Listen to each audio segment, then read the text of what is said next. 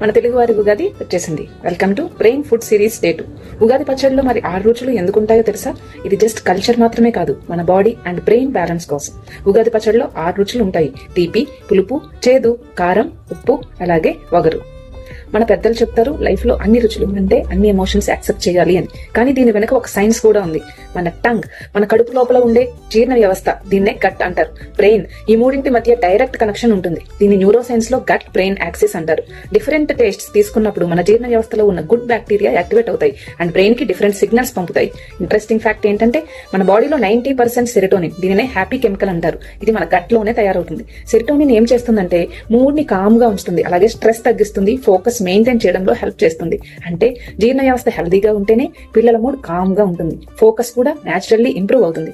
ఉగాది పచ్చడి లాంటి balanced different taste food జీర్ణ వ్యవస్థకి వెరైటీ ఇస్తుంది, బ్రెయిన్ కి బెటర్ సిగ్నల్స్ పంపుతుంది. ఫెస్టివల్ రోజు మాత్రమే కాదు, డైలీ మీల్స్ లో కూడా variety of natural foods include చేయండి.